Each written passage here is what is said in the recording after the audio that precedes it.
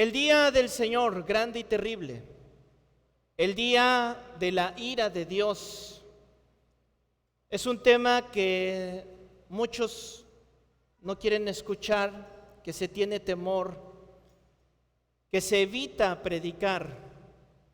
¿Por qué? Porque tenemos un Dios tan bueno, tan bonito, que Él no podría traer juicio sobre el pecado y sobre el pecador, que Él no podría traer juicio a la tierra.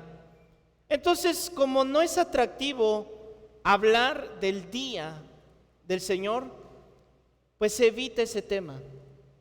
Sin embargo, yo creo que la venida del Señor está próxima, está muy cerca, y me da horror pensar cuando la Biblia dice que el amor de muchos se enfriará, y poco a poco, lamentablemente, empezaremos a ver a personas desanimadas, empezaremos a ver personas que su vida espiritual empieza a ir en picada, seres que amamos, seres cercanos.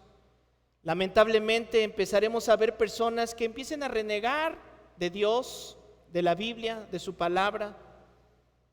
Y no porque Dios lo está haciendo, simplemente Él nos avisó que eso iba a suceder, que eso iba a pasar en la tierra, que iban a estar dos trabajando y uno iba a ser quitado y uno iba a ser dejado, que iban a ser días donde la gente iba a estar de fiesta, de bodas, dándole una prioridad no sana al trabajo, a la sociedad. No, el trabajo es tan sagrado, tan santo, y las cosas de Dios, más o menos, eso no importa tanto. Y dice la Biblia que en estos días eso iba a suceder, y como un ladrón en la noche, repentinamente, el Señor va a venir, y se va a llevar a aquellos que guardaron su pacto, aquellos que fueron sellados por la sangre del Cordero. Debatimos mucho y explicamos mucho si la salvación se pierde, si no se pierde, si cuando fui salvo, cuando no. Pero yo le voy a decir algo que dice la palabra de Dios. Cuando estemos allá, va a haber muchas personas que le digan a Dios: pero si yo dirigía la alabanza, yo predicaba. Y Dios les va a decir: no te conozco. Pero ¿cómo no me conoces? No pasaste el tiempo conmigo. Tú le llama la iglesia adúltera, fornicaria.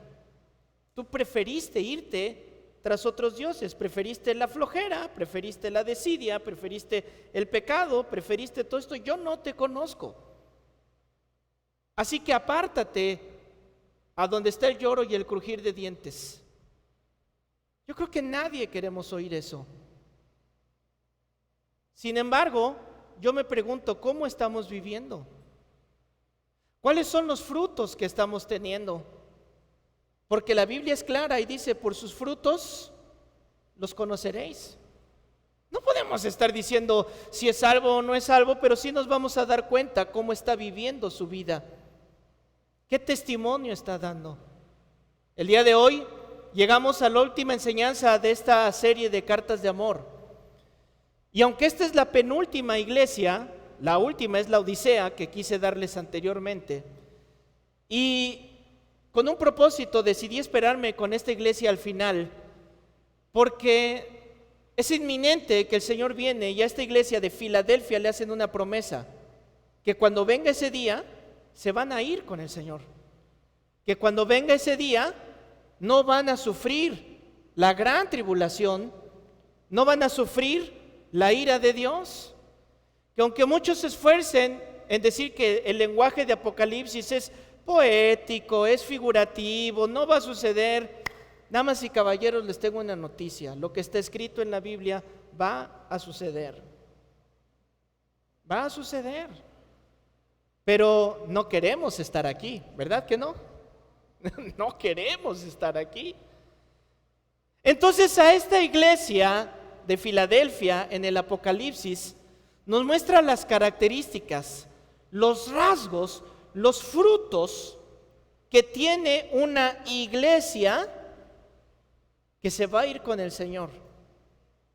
Esta iglesia nos modela lo que hay que hacer mientras Cristo viene. Y esta iglesia nos modela lo que va a estar aconteciendo a nosotros mientras Cristo viene.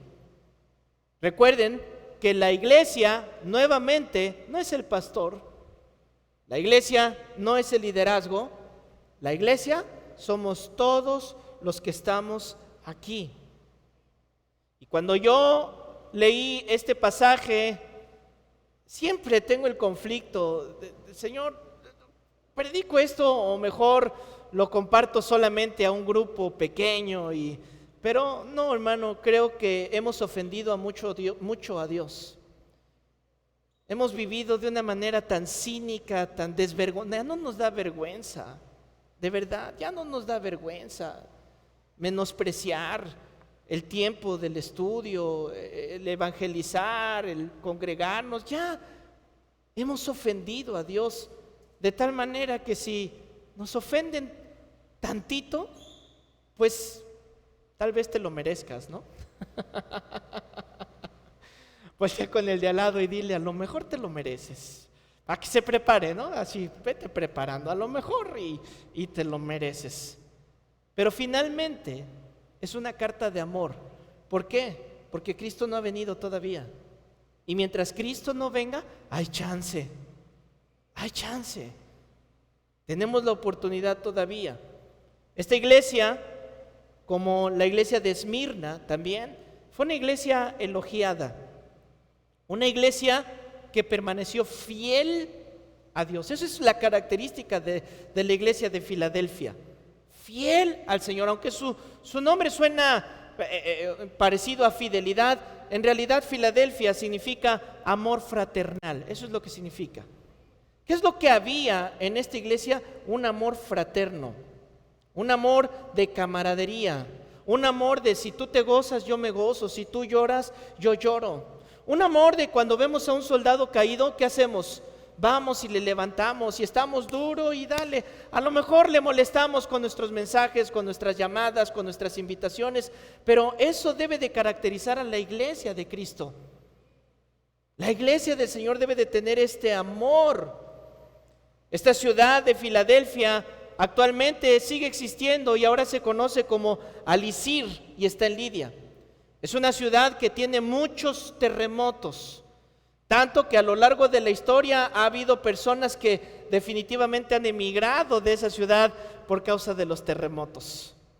Yo vivía en la Ciudad de México, un lugar también de muchos terremotos, y cuando llegué acá y me dijeron de los huracanes, que nunca había experimentado uno, y me dijeron, ¿qué prefieres, un huracán o un terremoto? Yo dije, no, pues un terremoto. ¿Por qué un terremoto? Pues porque ya sé qué hacer en un terremoto. Pero ya que pasé mi primer huracán, dije, no, prefiero los huracanes a los terremotos. ¿Por qué? Porque por lo menos me avisa. Por lo menos me da tiempo de prepararme. Y si sé que viene un huracán, me preparo, ¿verdad? Y cuando llegue ese momento, estoy listo para la prueba. Pero los terremotos, ¿cómo llegan? ¡Pum! 2 minutos. 2 minutos tienes para salir corriendo y donde te encuentres. Y los que pasamos el terremoto de 1985, se creó un gran trauma en nosotros al ver la destrucción que hubo. Pues este lugar de Filadelfia era un lugar parecido, más con muchos terremotos. Vayamos por favor a Apocalipsis capítulo 3, versículo 7 en adelante, y vamos a ver las palabras amorosas que se le escriben a esta iglesia. Y dice así: escribe al ángel de la iglesia en Filadelfia. Esto dice el santo, el verdadero, el que tiene la llave de David, el que abre y ninguno cierra, y cierra y ninguno abre. Esta declaración que hace el Señor Jesucristo de Él mismo es una declaración poderosa. A mí me hace pensar cuando Isaías estaba en la casa, en el templo, y dice que vino la presencia, la gloria de Dios. Y la gloria de Dios empezó a inundar la casa de tal manera que dice que empezó a temblar el lugar y los cerrojos se zafaban, todo estaba temblando, inundó en ese lugar. Y lo único que pudo decir el profeta Isaías cuando tenía la gloria de Dios fue: tú eres santo, santo, santo. Que es precisamente la palabra que ocupa aquí para presentarse. Él es Kadosh, es la palabra Kadosh. Y esta palabra Kadosh lleva en un sentido de ser puro, en un sentido de verdadero, no de demostrar algo falso, sino de que es algo verdadero, es algo puro. Nosotros somos llamados también santos. Cuando la Biblia nos llama que somos santos, nos llama a ser apartados, a separarnos. Sufrimos esa purificación. Cuando tú vas a purificar un metal, ¿qué es lo que haces? Empieza una acción química que empieza a separarlos. Justamente esa es la santidad. Y desde aquí ya empieza a preparar, porque cuando venga el Señor, ¿cuál es la característica que va a buscar en la iglesia? Que sean verdaderos, que seamos puros, que estemos apartados. En Hebreos capítulo 7, versículo 26 nos presenta esta característica de Kadosh, esta característica del Dios puro, santo, verdadero. Dice así: porque tal sumo sacerdote nos convenía. ¿De quién está hablando el escritor de Hebreos? De Jesucristo. ¿Cómo era Jesucristo en el mundo? Santo, inocente. Cuando habla de inocente, no habla que no conociera lo que sucedía a su alrededor, sino que habla de esa pureza, de no contaminarse con bromas en doble sentido, con chistes en doble sentido, con comentarios que, aunque lamentablemente conocemos, porque yo no creo que haya alguien aquí que diga, no, yo no sé, simplemente súbete a un pecero. Yo conozco a una persona que se sabe todas las de Luis Miguel. Y cuando le dije, oye, ¿te sabes todas las de Luis Miguel y las de la iglesia no te las sabes? Y me dice, ay, es que en el pecero me subo y ahí me las aprendo todas las canciones. Pues lamentablemente, sí, en el trabajo va a haber contaminación, va a haber personas que van a venir como la serpiente a contaminarnos, a decirnos comentarios, estilos de vida, filosofías. ¿Para qué haces? Mira cómo te vistes. ¿Para qué? Tú esto, tú lo otro. Contaminarte. Pero el Señor Jesucristo nos puso un ejemplo. Él se mantuvo santo, Él se mantuvo inocente, sin mancha, apartado de los pecadores. ¿Se fijan cómo parece redundante lo que está diciendo? Porque eso es Kadosh. Es ese extremo de santidad. Y lo sella diciendo, hecho sublime más que los cielos. Más que los cielos. Ese es el que se está presentando aquí. Ahora, quiere decir que Él tiene la autoridad moral para hablarnos de la santidad. Pero le voy a decir algo, yo no tengo la autoridad moral, hermano. Yo no la tengo. Tengo muchísimos defectos, errores y pecados, y tal vez los míos sean peores, porque de alguna manera Dios me exige más. No existe persona con la autoridad moral más que Dios, más que Él, para exigirnos, para decirnos. En la primera epístola de Pedro, capítulo 1, versículo 15, dice, sino como aquel que os llamó es santo. ¿Quién es santo? Jesucristo. Así también vosotros sed santos. ¿De qué manera? En toda vuestra manera de vivir. Esto de la santidad, hermanos, se va a repetir y se va a repetir y se va a repetir, porque a esta iglesia es a la que le dijeron del día terrible, del día de la ira de Dios. Y haz hincapié en esto. ¿Cómo estás viviendo? Yo no te estoy hablando de una perfección. Te estoy hablando de las luchas que estás teniendo constantemente. ¿Realmente te estás apartando? Te lo digo con el corazón en la mano. El Señor viene. Y qué dolor que algunos se queden a sufrir el mal. En la tierra va a ser mucho dolor. Si el COVID, las muertes, enfermedades causan dolor, causan desesperación, ese día dice la Biblia que la enfermedad, las plagas, el mundo, la suciedad, la corrupción, toda la agenda homosexual, lésbica y todas las letras del abecedario que hay, el abuso con la pedofilia, se va a volver tan normal, tan normal. Y la Biblia dice que eso va a continuar hasta la eternidad, pagando y sufriendo. ¿Por qué? Porque te engañaste pensando que eras algo. Te engañaste pensando que un día te mojaron en una pileta o en el mar. Te engañaste pensando que servías en algún ministerio. Viviste engañada toda tu vida. Pregúntate, ¿cómo estoy en este momento? ¿Cómo estoy viviendo en este momento? En Isaías 22:22 dice así: y pondré la llave de la casa de David sobre su hombro, y abrirá y nadie cerrará, y cerrará y nadie abrirá. ¿Por qué? Porque el Señor Jesucristo se presentó como el que tiene la llave de David, como el que cuando abre, nadie te cierra, y cuando cierra, nadie abre. Es algo así como la bendición de Dios, ¿verdad? Mira, cuando te toca la bendición, aunque te quites, ¿sí o no?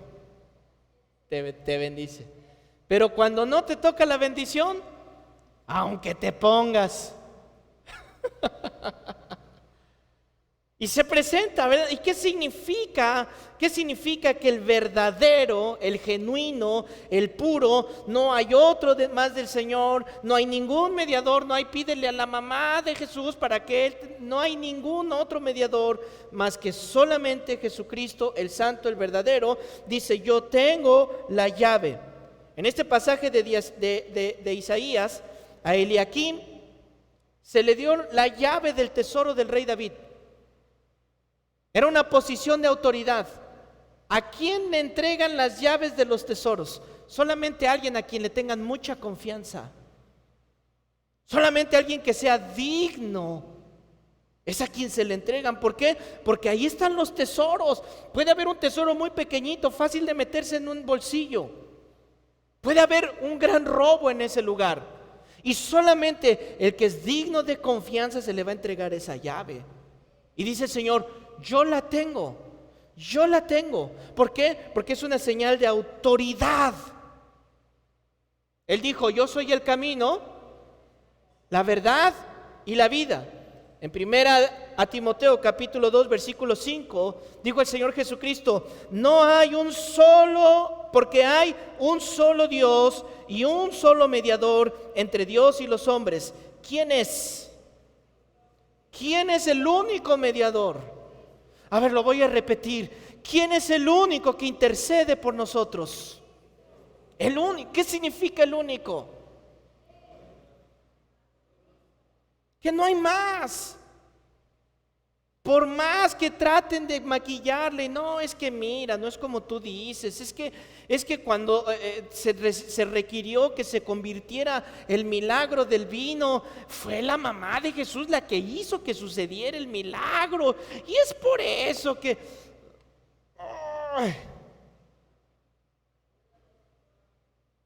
¿Qué dice la palabra de Dios? El único intercesor. El único camino. Por eso es necesario entender el contexto de lo que estaba sucediendo. ¿Por qué fue? ¿En qué momento sucedió? ¿Por qué hizo? ¿Y cómo lo hizo el Señor Jesucristo? Y este santo y puro dice, A la iglesia que ama y elogia, te abro la puerta. Tú tienes la puerta abierta. ¿Qué significa la puerta abierta? Porque oramos, ¿verdad? Oh Señor, abre las puertas. ¿Qué significa tener las puertas abiertas? Es que hay muchos que luego imaginan que se abren las puertas y empieza a caer dinero, ¿no? ¿Qué significan las puertas abiertas? ¿Por qué las puertas abiertas? ¿Qué hay detrás? ¿Qué hay en ese tesoro de las puertas abiertas? Versículo 8 de Apocalipsis 3, vamos a ver lo que dice. Y le dice de esta manera: yo conozco tus obras.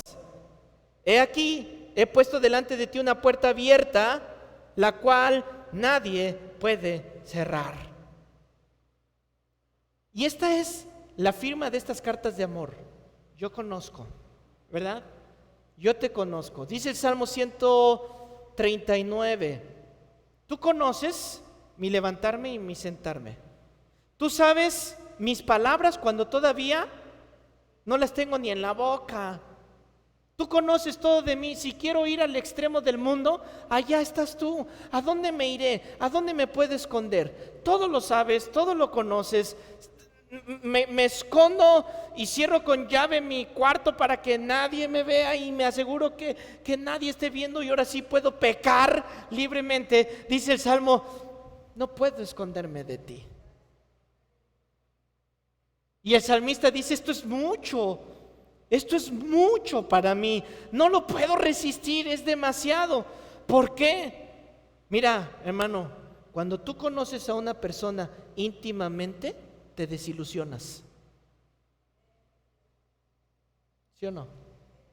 Siempre, mire, cuando alguien llega por primera vez a la iglesia y la gente tiende a idealizar al pastor, ¿no? Ay, pastor, no, es que la palabra, es que tú, es que no. Y ya dejo que se echen todo su rollo, ¿no? Ya, sí, ya. Bueno, ahora prepárate para que te desilusione.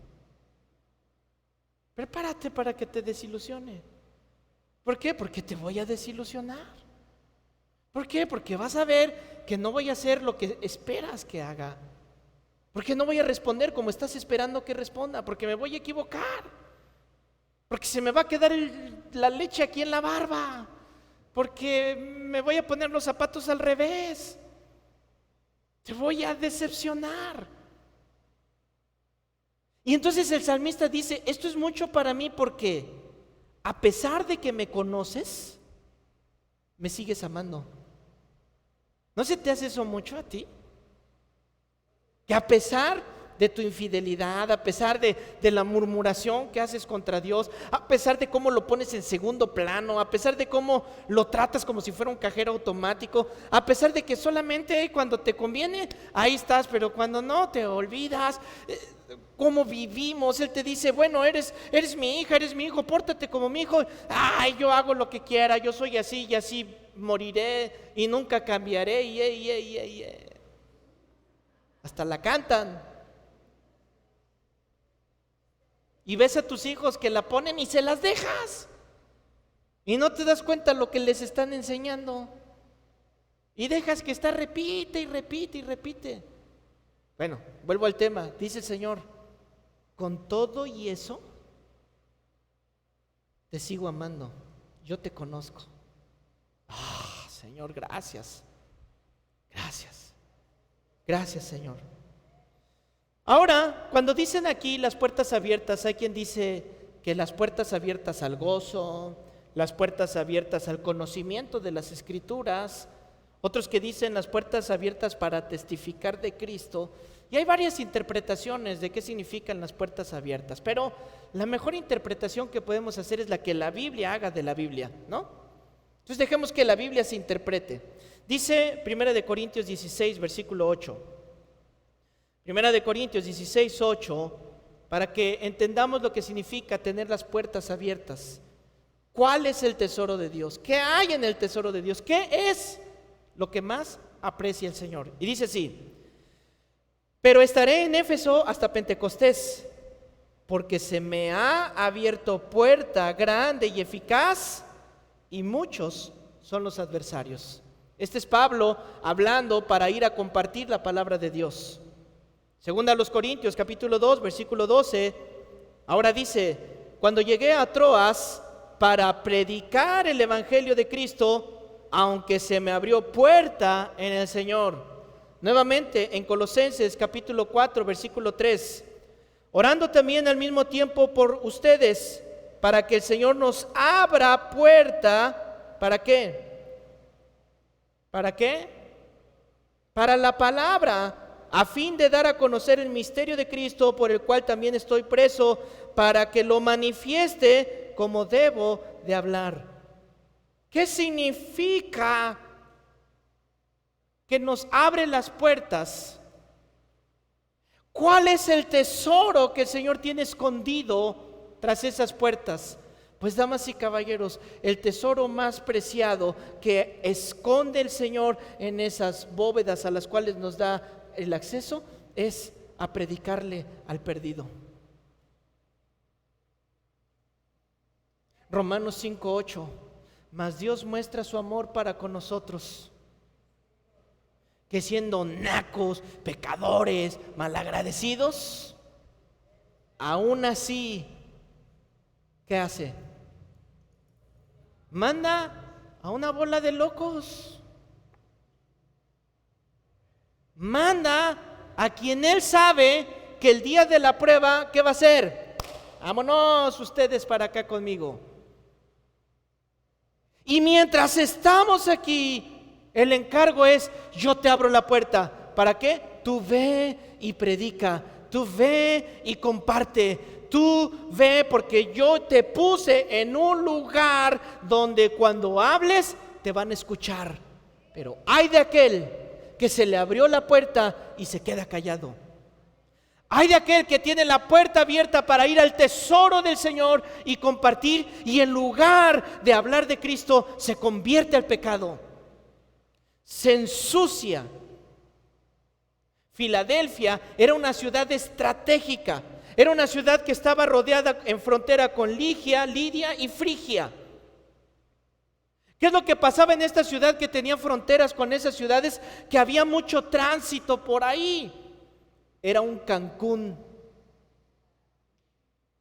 Ayer que estábamos en el evangelismo, me acerqué con una señora y le empiezo a compartir y ya sabe, uno se agarra de cualquier pretexto, ¿verdad? Bueno, me terminé enterando que estaba de vacaciones y venía de Baja California. Y le digo: ¿y qué hace aquí? De lado a lado. Y entonces me dice ella: me vine de vacaciones. ¿Y qué hace aquí en el parque? Pues es que mi hijo se aburrió y oí ruido y salí a ver qué pasaba. Y entonces le digo a la señora: no, pues ¿qué cree? Yo ya sé por qué vino desde Baja California, yo ya sé por qué salió. Le tengo una buena noticia. Y compartes. ¿Por qué? Ya te llegan. Miren, aquí tenemos gente de Honduras, de Guatemala, de Guatepeor también, no, que otro de Guatepeor. Perdón, hermanos guatemaltecos, sé que no les gusta, retiro mi dicho. De Jamaica. ¿De dónde? De Kenia. ¿De dónde más? De la hermana República de Tabasco. ¿Cuántos yucatecos hay aquí? Es que es como una plaga, hermano, donde sea. No, ¿verdad? Es una buena plaga. Miren, la verdadera plaga. ¿Cuántos defectuosos hay aquí? ¿Cuántos?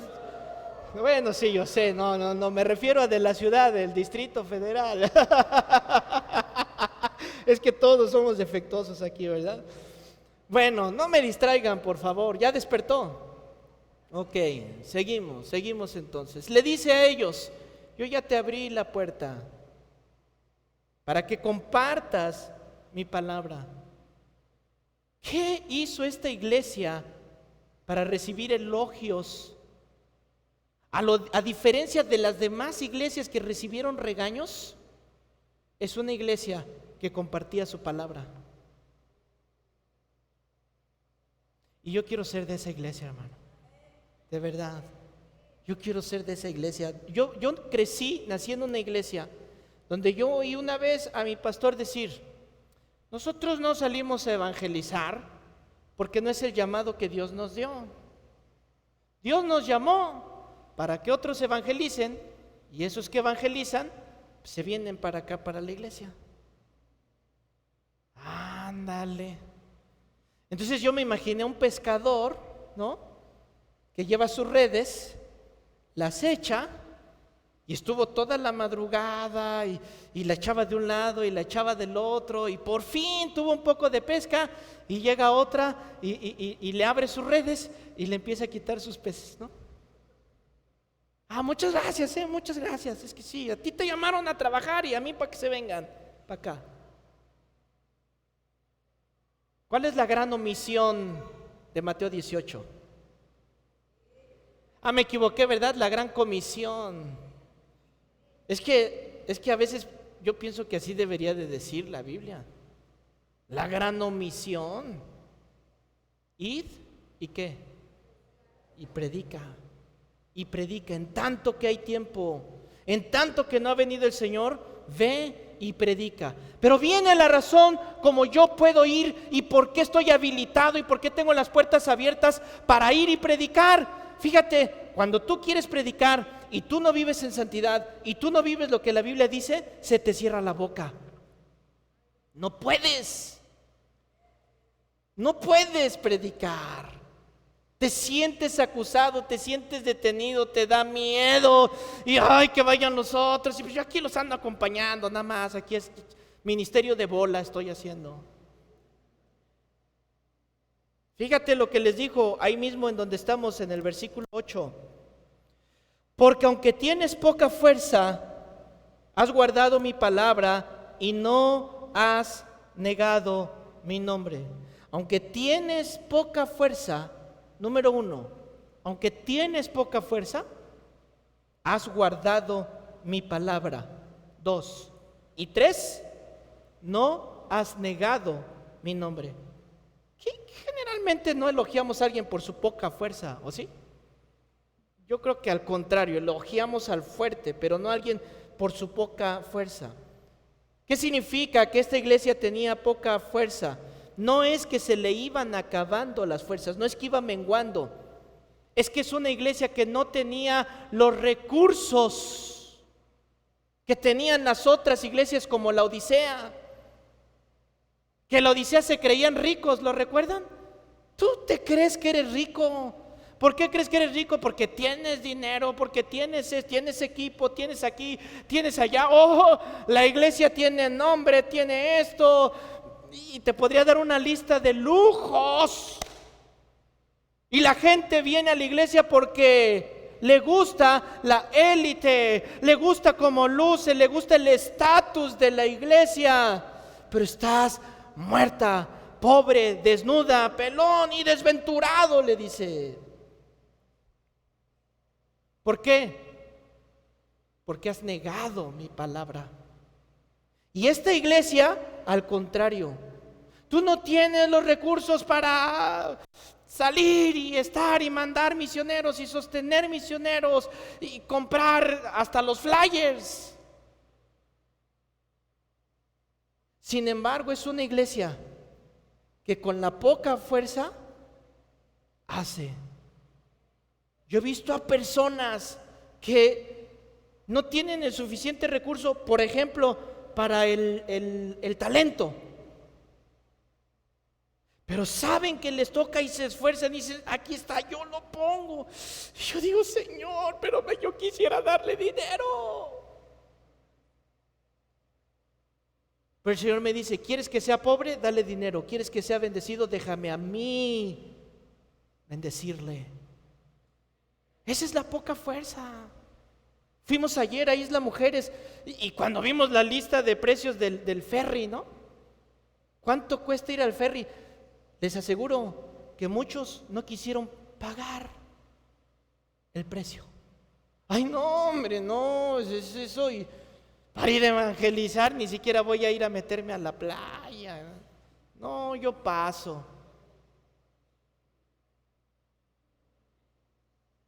Pero dice el Señor, yo he visto tu poca fuerza, yo te conozco, yo veo tu esfuerzo.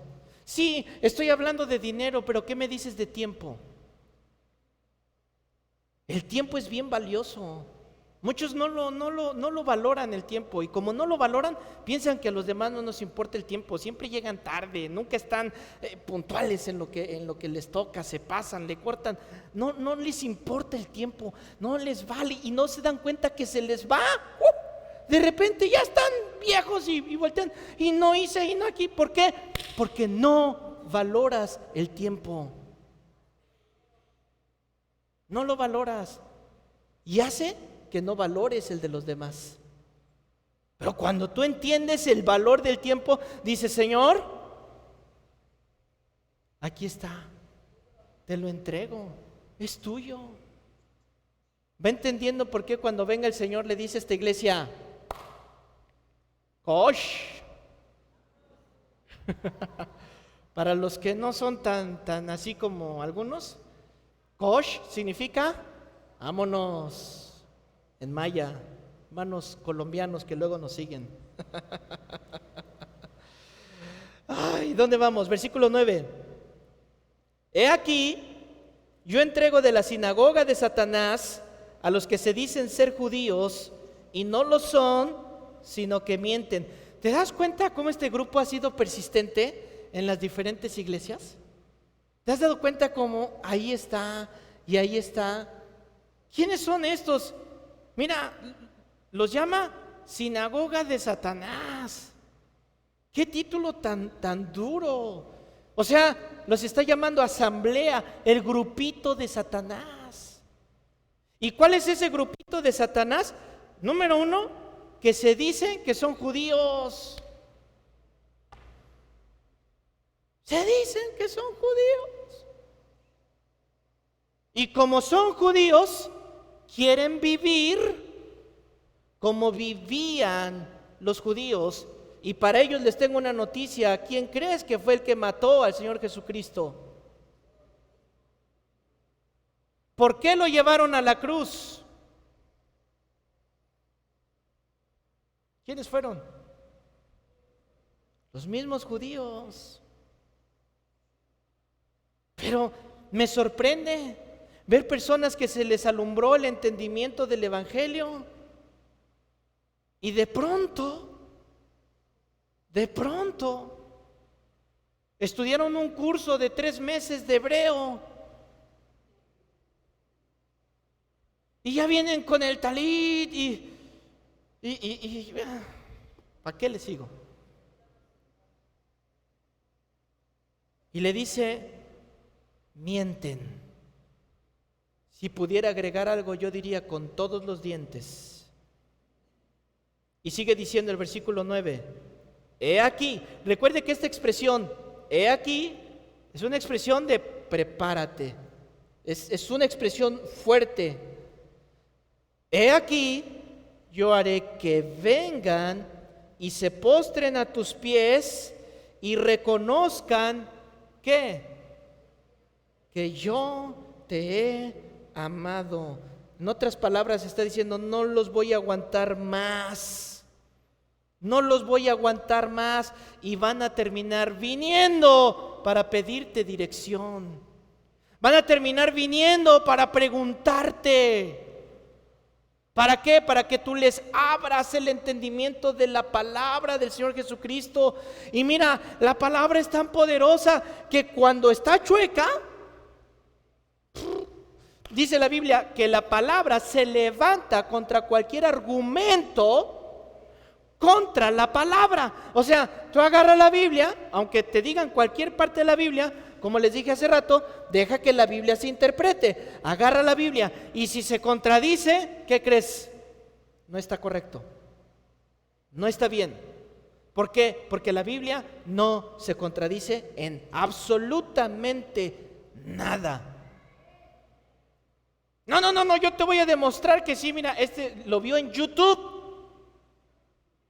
y nada más vio ese pedacito y nunca ha leído la Biblia para entender las razones, los porqués y los para qué.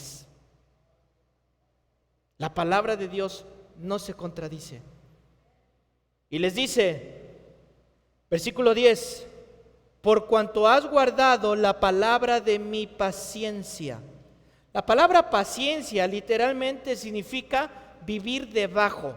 Eso significa vivir debajo. O sea, podríamos traducirlo aguantar, pero aguantar bajo presión. O sea, lo pones abajo, le pones peso y está aguantando. Es lo que dice, es lo que está diciendo. Porque has guardado la palabra de mi paciencia. Has estado bajo crítica, has estado bajo persecución, has estado bajo escrutinio, ¿verdad? Te están viendo todo lo que dices, todo, cómo te vistes, dónde comiste, qué, todo te están viendo para después decirte, y así son los cristianos. ¿No les ha pasado? Te equivocas, te agarraron en tus 5 minutos. Te agarraron en tus 5 minutos de carnalote. ¿Y qué es lo primero que te dicen? Y te bautizaste la semana pasada. Y dices, y esto. Y le voy a decir algo, a todos nos pasa, a todos nos pasa. ¿Qué es lo que tenemos que hacer? Aguanta. Si tienes que pedir perdón, ¿qué tienes que hacer? Pide perdón. No, mira, sí, me equivoqué, reaccioné, lo hice mal, perdóname. No debí hacer esto. Y no te estés justificando, es que tú, el que le busca le encuentra, la Biblia dice. Es que le estuviste rascando y da comezón, ¿no? Dice el Señor, has guardado bajo presión, has resistido, pero resistes con gozo. Hermano, ¿alguien ha vivido bajo presión financiera? ¿Alguien ha vivido bajo presión de salud? ¿Alguien ha vivido bajo presión emocional? Hay uno que diría, necesito 3 manos, pastor. ¿No? ¿Alguien ha vivido con todas esas y más? ¿Sabe cuál es la diferencia de esta iglesia con las otras iglesias? Éfeso, le dijeron, no, es que tú sí trabajas, tú le echas ganas, pero vas menguando. Se te va olvidando que lo haces con amor, te estás alejando, ¿verdad? Pero esta iglesia, ¿sabe cuál es la diferencia? Que con toda esa presión emocional, financiera, en la salud, en todo lo que sea, les dice, sigues con gozo. Yo me los imagino a ellos, firmes hacia adelante, huestes de la fe. Había un hombre que lo iban a matar por su fe, precisamente. La historia habla de este hombre. Iba a ser muerto, agarraron a todo el grupo de la iglesia y los llevaron y les dijeron, nieguen de Jesucristo y los perdonamos. Y entre todos ellos se volteaban a ver, ¿no? Nieguen a Jesucristo y les perdonamos la vida, pero si no, ahorita los matamos. Y todos se volteaban a ver. Y había uno que escribió esas líneas que dice, yo estuve a punto de negar con tal de salvar mi vida. Yo estuve a punto de resistir, de doblegarme frente a eso. Y agarraron a uno que estaba ahí, lo sujetaron y lo iban a matar, pero entonces alguien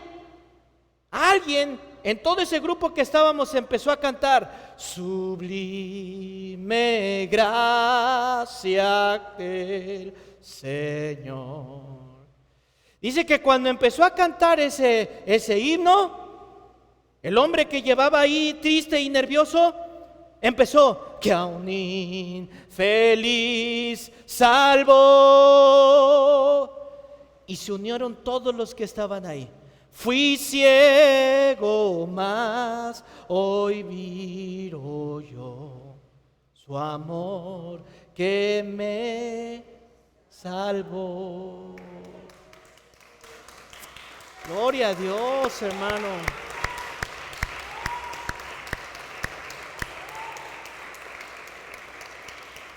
Él escribe en esas líneas que los soldados que los tenían se llenaron de temor. Les dio miedo porque eran personas que no le temían a la muerte. Si en estos 86 años Dios nunca me ha fallado, dijo Policarpo, ¿por qué le he de fallar hoy a mi Señor? Mantente fiel hasta la muerte. Y le dice a esta iglesia, tú que resistes, tú que cuando no hay dinero resistes, cuando hay enfermedad resistes, cuando te rompieron el corazón resistes, cuando te fallaron resistes, cuando te humillaron resistes, cuando deshicieron la iglesia, el pastor, los ministros, el mundo, el presidente, y tú sigues fiel y resistes, yo también te guardaré. Esta promesa es poderosa. Yo te guardaré de la hora de la prueba que ha de venir sobre el mundo entero para probar a los que moran en la tierra. Y es evidente que esta prueba no es una prueba local, no es una persecución a Filadelfia, no es una tribulación en Filadelfia. ¿De quién está hablando esta prueba que dice para probar a todo el mundo? A todo el mundo. A todo el mundo. ¿Cuál es esta prueba? La Biblia lo describe en algunos lugares como el día del Señor. En otros lugares lo describe como el día de la ira de Dios. En otros lugares lo describe como el día grande y terrible, el día del Señor. Pero la iglesia que se mantiene fiel, aunque le persigan, el Señor dice, yo te voy a guardar. El tema de hoy no es explicarle si somos pretribulacionistas, mitribulacionistas, posttribulacionistas. El tema de esta clase no es hablar de milenio, no milenio. ¿Cuáles son los sellos? ¿Cuándo se abren los sellos? ¿Cómo se abren los sellos? Ya lo compartí alguna vez. Ahí en SoundCloud lo pueden encontrar todo eso. Independientemente de tiempos, de días, de maneras, de formas, hay una verdad que todos conocemos. Y es que el Señor viene. Y te voy a adelantar un poquito, porque hay personas que les da miedo cuando se habla de esto. Ay, pero ¿cómo la marca? Y me vacunaron del COVID. ¿Y qué? ¿No? Y el chip. Mira, hermano, hermana, el día que venga la ira del Señor, no se va a comparar a lo que hemos pasado. No se compara. El hambre que sucede, los problemas, los terremotos, no se comparan a lo que va a suceder ese día. No se comparan. Pero hay una promesa, que en el mismo momento que ese juicio venga, en ese preciso momento, los que se mantuvieron fieles al Señor, los que testificaron, los que fueron santos, nos iremos con el Señor. Y mientras acá están los tunazos, hermano, acá está la cosa, dice la Biblia, que la gente va a querer morir y no van a poder morir. La gente va a querer comprar y no van a poder comprar. El agua va a estar contaminada. Las plantas van a estar contaminadas. Va a haber lloro. Va a haber lamento. La gente se va a querer suicidar y no se van a morir. Le van a pedir a las piedras, cáiganos encima. Eso es terrible. Pero mientras eso suceda, la Biblia dice que nosotros, yo ya me apunté, Señor. Dios me va a decir, por sus frutos. ¿Para qué es buscarle tanto? Vámonos a hoy, el día más santo que nos guardamos, ¿no? ¿Cómo fue tu día de hoy? En tu día del Señor, ¿qué lugar ocupó el Señor? Así, sencillita. En el día del Señor, ¿qué lugar ocupó el Señor? Sopas, perico. ¿Para qué le digo el viernes social? Dice Romanos 5:8. Mas Dios muestra su amor para con nosotros en que siendo aún pecadores, Cristo murió por nosotros. Pues mucho más, estando ya justificados en su sangre, por Él, ¿qué va a pasar? Versículo 9. Versículo 9. Versículo 9. 5, Romanos 5:9. Ya. Así va a venir el Señor, ¿eh? Quien esté dormido se queda. Hay que estar velando. ¿Dónde íbamos? Versículo 9. Pues mucho más ya estando justificados en su sangre, ¿por Él qué? ¿Ya se dio cuenta? Seremos salvos de la ira. Primera de Tesalonicenses 4, versículo 17, vea esto. Luego nosotros, los que vivimos, los que hayamos quedado, si el Señor viene y seguimos vivos y estamos aquí, dice, seremos ¿qué? ¿Qué? No, es que no hay el arrebatamiento, pues bórralo. Quítalo. ¿Qué le hacemos? ¿Qué dice la Biblia? Si estamos vivos, ¿qué va a suceder? Seremos harpazo, es la palabra que traduce aquí. Algunos le llamaron rapto y no faltó aquí, no, ¿dónde dice rapto en la Biblia? No dice rapto, pero sí dice arrebatamiento. Un harpazo como el arpazo de un tigre. Así, repentinamente, en un abrir y cerrar de ojos.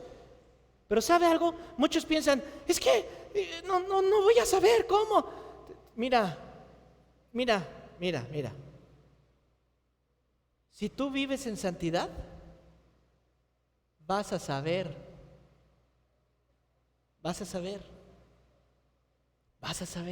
Pedro lo explica y dice, vas a saber, vas a oír el sonido de la trompeta. No, esas del YouTube, hermano. Ay, oíste las trompetas y vieron ángeles. No, ya. Purifícate de todo eso un poquito, hermano. La trompeta de Dios es esa que se suena y dice, arrepiéntete. Esa es la trompeta. Tú estás esperando oír, ¿verdad? Yo te estoy diciendo hoy, ya, párale. A mí me da terror con mis seres amados. Conmigo, por supuesto, pero veo las personas que amo y pienso, híjole, hermano, estoy viviendo como más y más alejado de Dios, y la Biblia dice que eso iba a suceder y que muchos iban a apostatar de la fe, siendo, entre comillas, cristianos, iban a apartarse. ¿Lo dice o no lo dice la Biblia?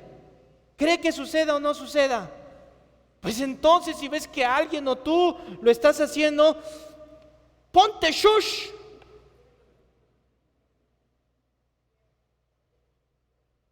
Ponte vivo. Vela. Romanos 8:1 dice así: ahora pues ninguna condenación hay para los que están en Cristo Jesús. ¿Quiénes? Los que no andan conforme a la carne, sino conforme al Espíritu. ¿Y qué pasa? Los que se adelantaron, los que están con el Señor. Mire, ellos están con el Señor.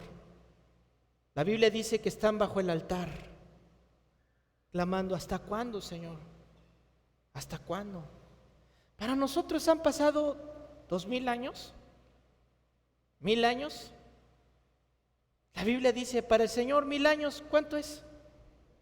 Un día, un día. Y nosotros lamentamos la muerte, sí, porque para nosotros, hermano, es mucho tiempo, pero los que ya se nos adelantaron, ellos apenas están abriendo los ojos y ya estamos ahí todos. Ya estamos ahí. Ya me preguntan mucho: ay, pero es que mi papá, mi mamá, se fueron y tú lo extrañas. Porque cuando él o ella abra los ojos, no pasó nada. Pum, ya estamos todos aquí, vámonos. Pero asegúrate de tener tu boleto. ¿Cómo tengo ese boleto? Simplemente viviendo en santidad. Y no es algo que tú busques. ¿Qué crees?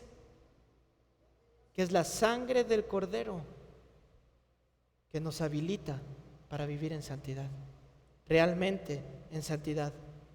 Y termina diciendo estas palabras, versículo 11, dice así: he aquí, yo vengo pronto, retén lo que tienes para que ninguno tome tu corona. Sopas, perico. A ver, levante su carita. ¿Qué dice el Señor? Que no tomen tu corona. ¿Qué son las coronas? ¿Cómo se ganan las coronas? Porque la Biblia dice que vamos a ganar coronas. Mira, Efesios 2 dice que somos salvos no por obras, ¿ok? Somos salvos no por obras.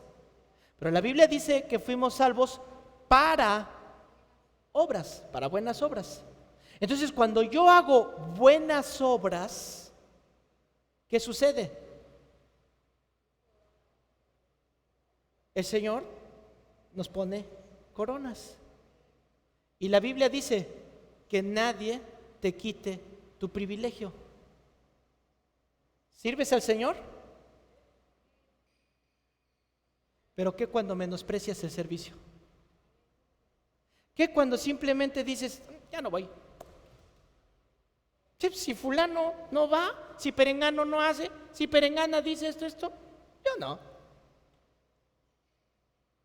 Comparándote con las personas. Y la Biblia dice que nadie tome tu corona. Les voy a decir algo sin sonar pretencioso, es mi corazón. Cuando los jueves me habla alguno de los muchachos, Alex o Isra o alguien de ellos, y me dice: pastor, puede tocar con nosotros porque pues no nos acompletamos. Le voy a decir la neta, yo estoy esperando desde hoy que alguien no quiera su corona. ¿Para qué? Yo la tomo, pero hay muchos que la han menospreciado. Hay muchos que han abandonado lo que el Señor les mandó y les dio los dones para hacer. Y pretenden recibir las bendiciones que tiene. No vivas engañado. Déjate de engañar. Mejor conságrate. Dice el versículo 12: al que venciere, yo le haré columna en el templo de mi Dios y nunca más saldrá de allí. Y escribiré sobre él el nombre de mi Dios y el nombre de la ciudad de mi Dios, la nueva Jerusalén, la cual desciende del cielo de mi Dios, y mi nombre nuevo. El que tiene oído, oiga lo que el Espíritu dice a las iglesias. Los que han abandonado su primer amor, iglesia de Éfeso. Los que antes eran ejemplo, pero ahora se han apartado, están en coma, iglesia de Sardis. Los que se decantaron por la idolatría y por el dinero, arrepiéntanse ya. porque Cristo viene. No lo hagas por temor, no lo hagas porque ¡ay! Hazlo por amor al Señor. Disfruta servirle. Yo sé que tienes poca fuerza. Yo sé que dices, ay, si yo tuviera tanto dinero, yo iría, yo donaría, yo haría. El Señor lo sabe. Haz con lo que tienes. Ay, es que mi tiempo no me alcanza para esto, no me alcanza para lo otro, no me alcanza. Con lo que tienes el Señor te va a dar. Tú aguanta, sé fiel y piensa en los tesoros del Señor. Y nos iremos con Él cuando venga. La iglesia y la esposa dicen: ven, Señor Jesús. Póngase de pie, por favor. Dele un fuerte, fuerte aplauso al Señor. Sí, ven, Señor Jesús. Ven, Señor.